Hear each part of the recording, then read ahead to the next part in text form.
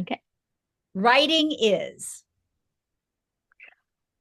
The best way to leave your mark in the world and possibly change the lives of somebody, a child out there that you can, touch the heart of, and maybe they'll grow up to be a scientist. That would just like make it all worthwhile for me. Love it. So welcome to the Adventures in Learning podcast. I am so thrilled to welcome back Teresa Robeson. You can go to part one to get to know her, learn about her science background and the books I've got behind me, The Queen of Physics and Two Bicycles in Beijing. This lady is a busy lady. There are three books coming out this year. And so we're going to do a little preview of those three books. And then we're going to play a little lightning fill in the blank to get to know where she is right now and what she's working on. So, Teresa, welcome back. Thanks, Diane. You are so sweet to have me back. It's a joy always talking to you. Oh, I am so excited to have you back. And I should have said in my introduction, you're also one of my mentors, and I'm so grateful to you for sharing your expertise as I've embarked on my own writing career. So that's another thing you all should know about her is this is a person who is incredibly generous with her gifts and her time. Well, thank you. So let's talk books. You've got three of them coming out this year. There's Clear and Bright, Disgustology. I've got to make sure I say that correctly. That's a tongue twister. And then It you've is. got is it a graphic format biography about Bruce Lee as well?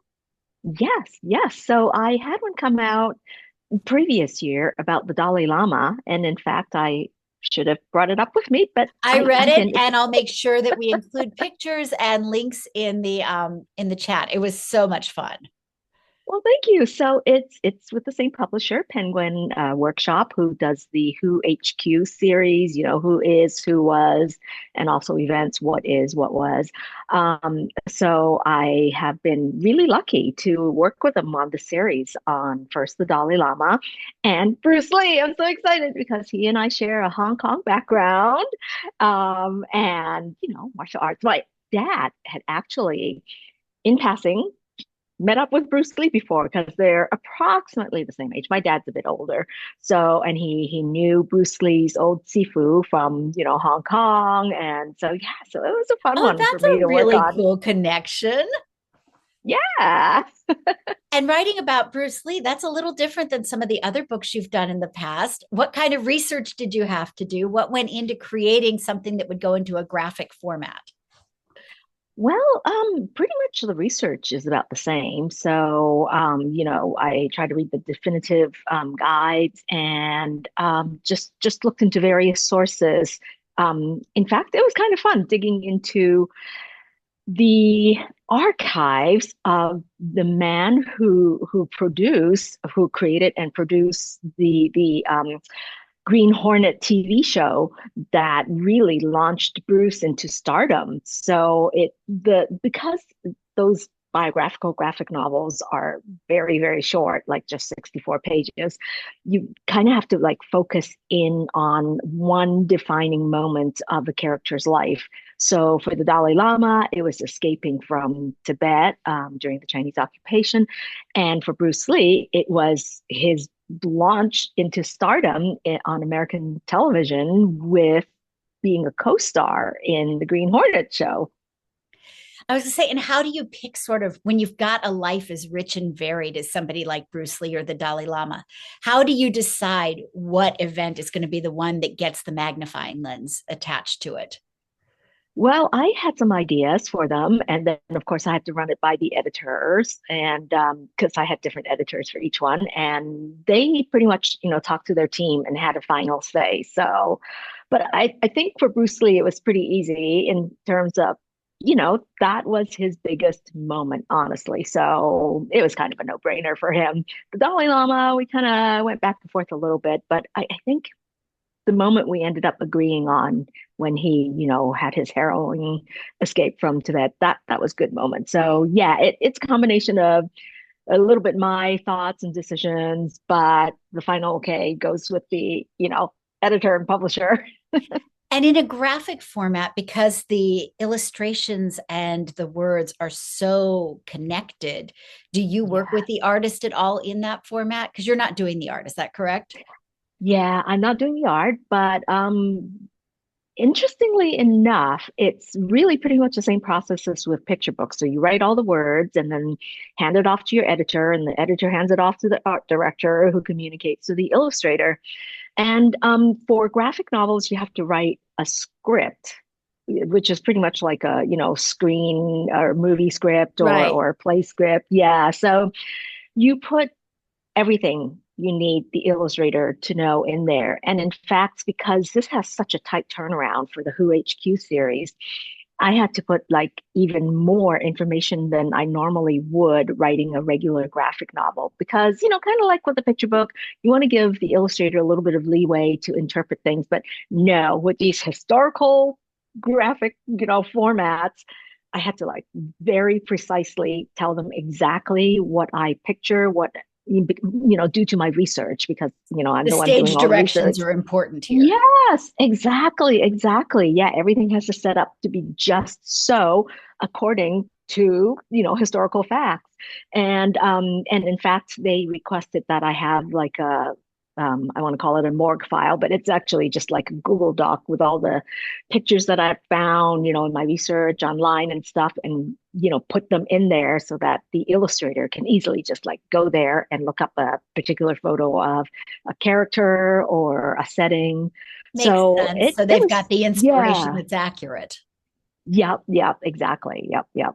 And of course they did some research on their own too to, fill things out. But and just, telling them as much info as possible helps them to do it quicker because they had like just a year or a year and a half to do and illustrate. I mean, I say it's a short book, but on each page is about, 5 to 7 panels. That's like, a picture book There's a page. lot of So illustrations on each page. exactly. So honestly, I had the easy part of writing. Easy. Fair. And when is this one coming out? The Bruce Lee one is coming out March 18th. Yeah. Excellent. So So make sure you yeah. all get it. It will be in the links. You're going to want to share that with your students. It's so nice to have picture books about people that you might not find on your normal library shelves.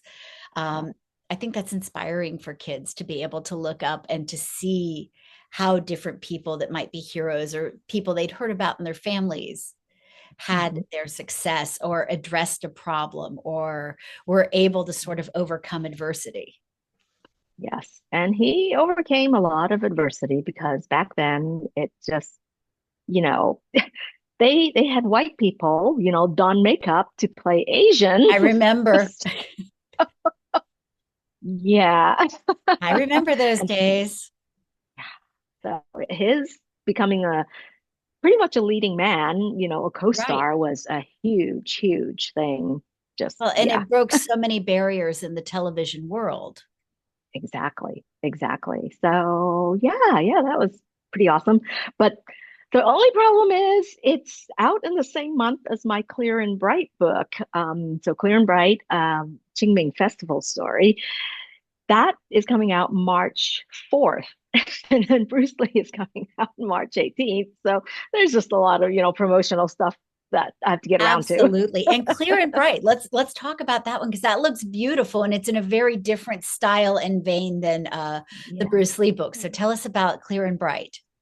So Clear and Bright, it is something very near and dear to my heart because it's about the Qing Ming Festival, which is one of the most important. I mean, next to New Year's, I would say it's the second most important thing for Chinese people, and it's basically been practiced for thousands of years, and it's basically ancestor worship because in the Chinese tradition, and I imagine in a lot of old world cultures, your ancestors and your elders are integral, like vital, important. Here we're like older people, like you've done your stuff, go away.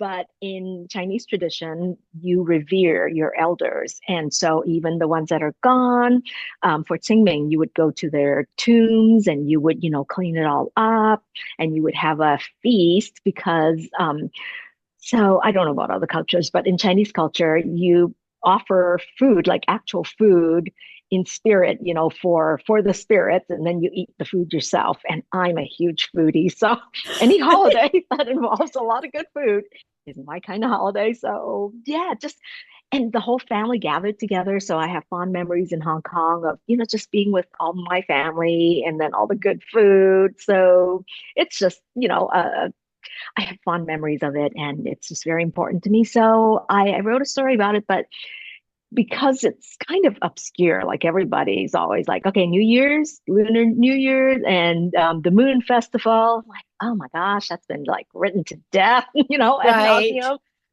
And it's not even that important to me because, okay, this is heresy, but I do not like moon cakes.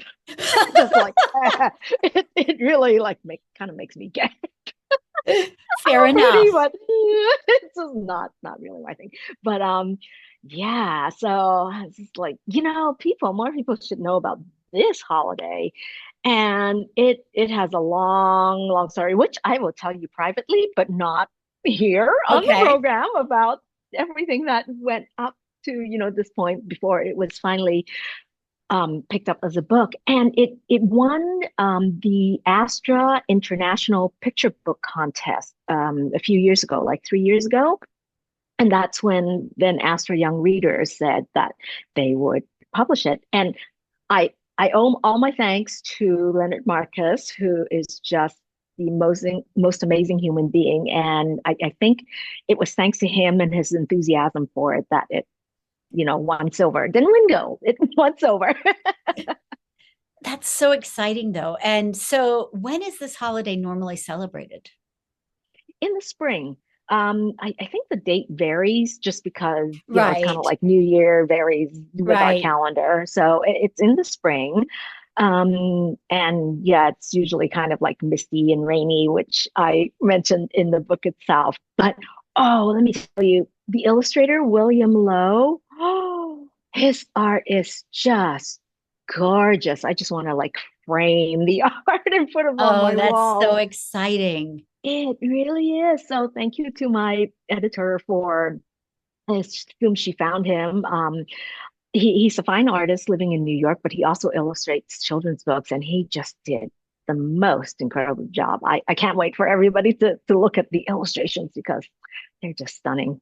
Oh, I'm so excited about that. One of the things I've realized, especially in working with early childhood and elementary teachers, is often we begin our explorations of multiculturalism and diversity by exploring holidays. That seems to be sort Mhm. of that common theme that teachers are able to tap into when they start exploring the things that make us different and the things that make us the same.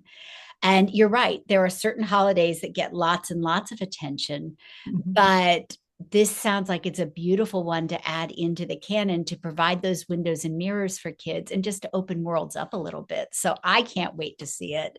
And it Oh, sounds thank like you. it's one that every teacher ought to immediately put into their classroom library rotation. I hope so. I hope so. And before we get to Disgustology, you had an amazing year last year with Clouds in Space. And that had come out between our first interview and now. And that book, I know you had been so excited about it. And I know that it was a 2024 Smithsonian Scholars winner. They had mentioned it. Tell me about the reception for that book and sort of how people embrace that, because science is your jam. And you really, and I know you're also an amateur astronomer. And so you kind of combined all of that in this book. So tell us about it. So, like you said, I was, really excited about this coming out, and I think it got pretty good reception. I mean, I'm probably more excited than anybody else out there about it. But the Smithsonian thing was, I mean, it checked off a bucket list item I didn't even know I had. When I saw it, I was like, the Smithsonian put it on there, and I think I need to thank my I hired Blue Slip Media to help me do some, promotional stuff. And I think they helped me put it on their radar. Honestly, I don't know that it was something that the marketing team from my publisher actually, did. I mean, they did a lot of other things, wonderful things, but I think it was Blue Slip Media that approached them thinking that it would actually be a good pairing with, say, maybe doing something for the Air and Space Museum or something. That hasn't happened yet. So please, please, please make it happen. but but yes, that was just really pretty darn exciting. And librarian extraordinaire Betsy Bird also picked it for a couple of her different, Christmas 31 days lists. So that's exciting too, because she's great. And for our teachers and families listening, tell them a little bit about what the book is about. Because clouds in Okay. space, that sounds intriguing, but you don't just Mhm. generally think about clouds in space. So give them a little bit of the science content that you were hitting there. Sure. Yeah, absolutely. So clouds in space are nebulae. So nebulae is just, Latin for cloud. And it's just, I'm a very visual person. So I think I fell in love with astronomy by seeing astronomy pictures first. And I just love, things like pictures. Like Hubble was awesome because it started sending all these, great pictures back to us, and then all these other telescopes in space. But anyway, so I love space photos, and the inspiration for this was I also love just looking at clouds. We homeschool our kids. We spend a lot of time outside and we're looking at clouds. And of course, one of the games that people like to play is like, what does that cloud look like? I think it looks like a dragon or something. And so one day it just like kind of clicked. It was like, clouds there, and also the beautiful clouds that I have in my astronomy books in space. So I thought, oh, I should tell kids about clouds in space. And the first few drafts of the book had more like it starts out on Earth more, and it talks about, identifying shapes and clouds, and then it moves up to space. It's changed a lot since the first iterations, but yeah, but it does lead kids through a journey through space, looking at some different nebulae. And then it talks about, what they're composed of and how they are connected to us, and, why you should like them, because we're, like Carl Sagan says, we're all made of stardust. Nebulae are made of stardust. We're made of stardust. And it's just like we're all the same elements in this universe. So and I was really insistent that they would use the glorious photos from NASA because they're just so jaw-droppingly Right. stunning. They are so And beautiful. They don't even look real at times. I know, right? I could just stare at that just forever. And then my publisher found an illustrator who is able to like create very atmospheric illustrations that also captured a lot of the earth part of it. So I think her strong suit is earth illustrations, and then combined with the space photos, I think it just makes a really gorgeous package. So I'm very proud of it, and I think it's gorgeous. So I'm really glad that Smithsonian scholars liked it too, because yay. I love that. All right. We've got to talk disgustology. I am so excited about this book. It feels like it's the ultimate in icky, ooey, gooey stuff. And the 8-year-old in me is like, this is the book I would have needed. So tell us about this book. You have me hooked on the title. I want to hear more. All right. So shout out to my not my shout out to the illustrator for the book, because it was actually her pitch to Odd Dot, which is an imprint of Macmillan. And she had this idea about talking about, gross things, disgusting things. And so she just had, the overall idea. And I'm not really sure if they approached my agent about me or how it works, but my agent emailed me and said, hey, here's this project from Macmillan. Are you interested in doing it? And I'm like, oh yeah, gross things. I still like, fart jokes and stuff. I'm kind of like you, the, 8 to 10 year old. And we're like, yeah. Oh, so then I was able to flush it out. I had free reign as to whether, like how I want to arrange it and stuff. So I had different sections. So there's like on the body, in the air, and just various different, larger topics. And then I was able to, take that and go into, more specific things like the little spidery mites, things that live in your eyelashes, and Oh my. yeah, it's lovely. Gross, gross. And yeah, so I had so much fun just like researching what are all the gross things out there. And one of them, I don't know if you'll be able to see, but we have a scale insect infestation on one of our lemon trees. And this is really, really disgusting. That's what they look like. Oh my I, gosh. yeah, I high tech. I use Scotch tape to like get them off. Wow. So, what was the most disgusting thing that you researched that made it into the book? Well, there are a good number of them, but I think one of it's not so much disgusting as really creepy. So there's a fungus that gets into ants, into their brains, and it turns them into zombies. And they like march up to as the fungus matures inside the ant, it makes the ant then march up to a certain like higher, plant, and the ant sits there, and then it bursts out of the ant's head and spreads the spores so that it's now on the, jungle floor, and then more ants pick it Get it. up, ingest it, and go through the entire cycle, which to me is just like, oh my. That sounds kind of like the zombie infestation that the cicadas had, where the back ends of the cicadas were white in this most recent cicada convergence. It was a virus that also got spread, I think, through cicada sex and through kind of a little bit of the same thing you just called on. But yes, oh, that's cool. Were there any super gross things that didn't make it into the book? Oh goodness, I can't remember now because it's been like a bit over a year since I Since finished you finished putting your part. yeah, and so I mean I have like way too many projects going on, some under contract and some not. And so, once you finish writing about something, you pretty much have to put it out of your mind because It's time then for you're the on to the next next. thing. So what you're telling us is we have to wait until, is it July, and then we can find out all the gross things? Yes, yes. And I would love for people to go to my website, and I have a contact form, and tell me about things that I have left out that they think should have been in there because I would love Oh, to I hear more love about that, gross because there things. might be a book too. Yeah, absolutely, absolutely. So anyway, I just So want to hear about contribute your other own people's. gross ideas. Yes.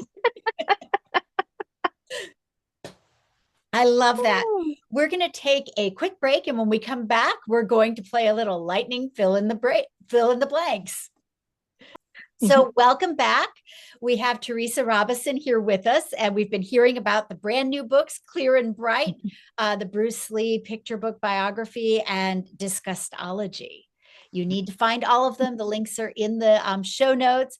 But now it's time to play a little game with Teresa.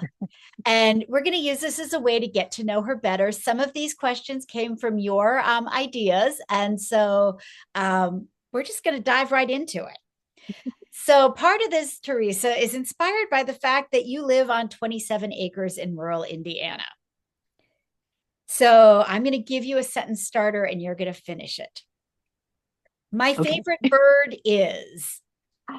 Ooh, okay. Eastern towhee. It's one of them I love, but I love so many of them because we also have purple finches, and that's another favorite, and also pileated woodpeckers, and also yellow-bellied sapsucker. Okay, those are my top four. I Sorry, I love it. can't pick one. The best jelly flavor is. Ooh, lemon. And you grow your own lemons? Yeah, we have a couple of, we can't grow them outdoors, sadly, but we have a couple of Meyer lemon plants that we move outdoors in the summer and then bring back in the winter. And then I have to like pick scale insects off of them.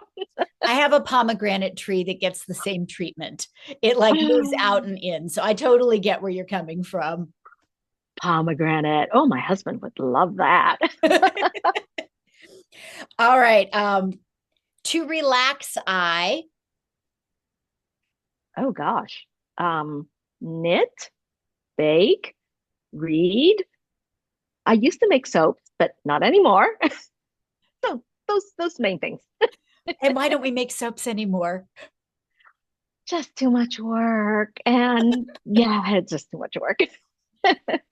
My chickens like it when I. Bring food. I mean, chickens have like two thoughts. I won't mention the other one, but one of them. What language are you trying to teach your chickens? I, well, I speak Cantonese, so I don't know if they care. They probably don't even understand English, let alone Cantonese. The weirdest topic you'd like to tackle in your writing? Ooh, that's a good one. That's a tough one.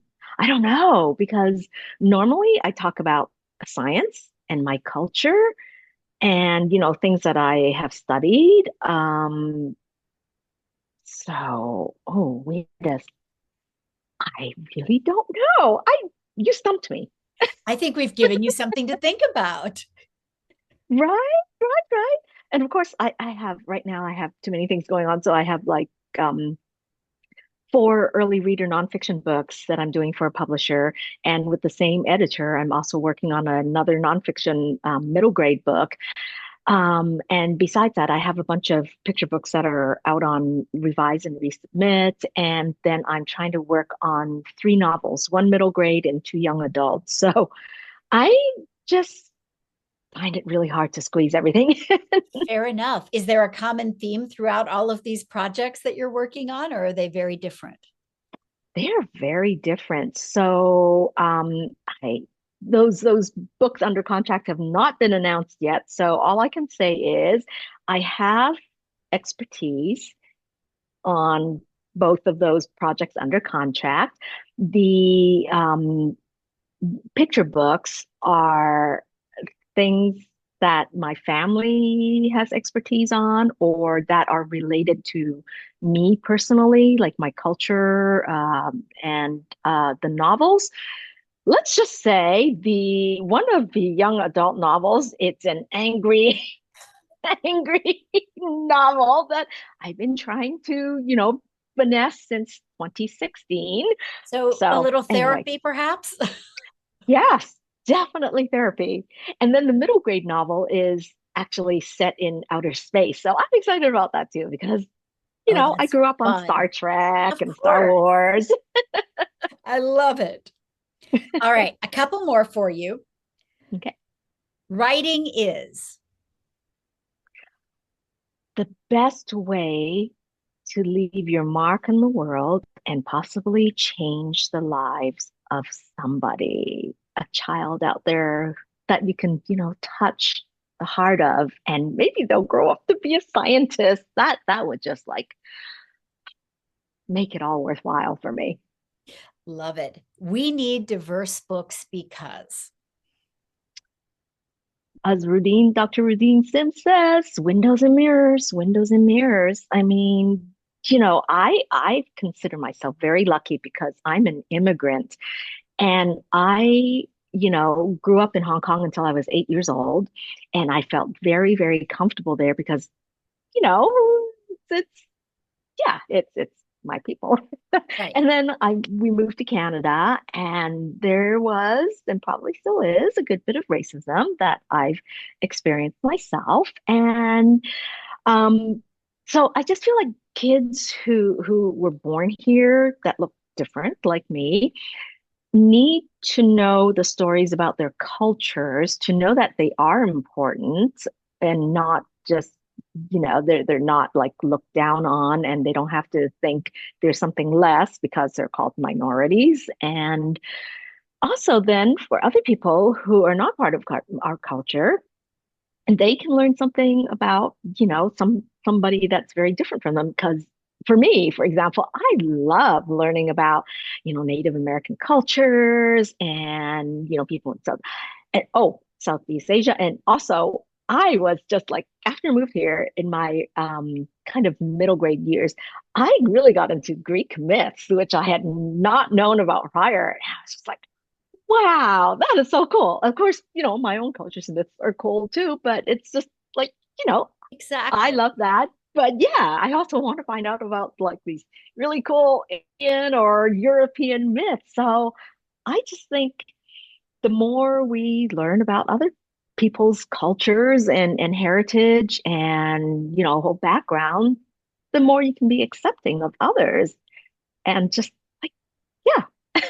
Absolutely. And I love the fact you referenced Dr. Rudine Sims Bishop too, because I've been thinking so much about the notion of windows and mirrors and how important that is for us as a culture.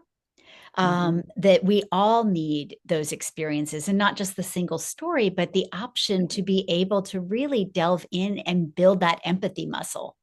And books allow us to experience somebody else's experience and somebody else's truth in a way that you're not going to get off of TikTok, and you're not Mhm. going to get it off of, doom scrolling through the news, but you do get it by immersing yourself in a book and getting Mhm. lost in somebody else's ideas for a while and going, oh, okay, I didn't think about it that way before. That just opened my world up a whole bunch too. And I think that the more we can do that, the better it is for everybody.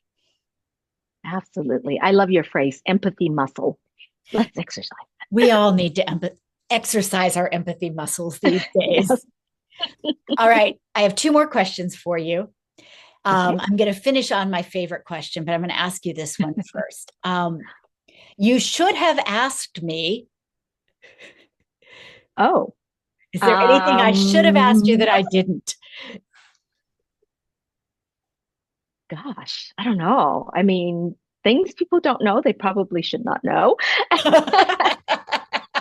And things I want people to know, I haven't really kept anything a secret, so I don't know. Because, I don't want you to ask me things like, what's your favorite book? Again, it's kind of like, what's my favorite bird? I have too many.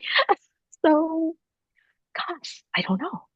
Go to my website where I have like some fun bits about me and And subscribe to her newsletter. Like, thank seriously, you. it comes out like once a month and it's always filled with hope and interesting little fun facts. And what I love, and you said this, but I've thought about it a lot, is you do science beyond just the fun facts. And that's something I Mm, appreciate about you, is that you have the fun facts, but then it's a deeper dive into them. And you thank definitely you. want to follow this website. Thank you. You're so sweet. So the last real question then, and kind of thinking about building our empathy muscle, I feel like this Mhm. is an important question to ask these days as well. What Mhm. currently brings you hope? People like you, people like you who are willing to, discuss things that are currently being banned and just knowing about, so I get all sorts of various newsletters from organizations, and I got a text from, I guess, some organization I had donated to, and the 17-year-old was talking about how she just registered to vote. And yeah, young people like that gives me hope. Just, you know, yeah, young people who want to learn about all aspects of the world and not, close themselves up and think their way is the only way and think they're the best, whatever in the world. So yeah, friends like you and young people like them, those give me hope. Those are good things to have hope. So, everybody, please check out the show notes. Go order these books. Pre orders are so important for an author. Those make a difference in the publishing world. So, definitely check them out and do your pre orders. And Teresa, thank you so much for joining us this week. Thank you for inviting me, Diane. I always love hanging out with you. Me too.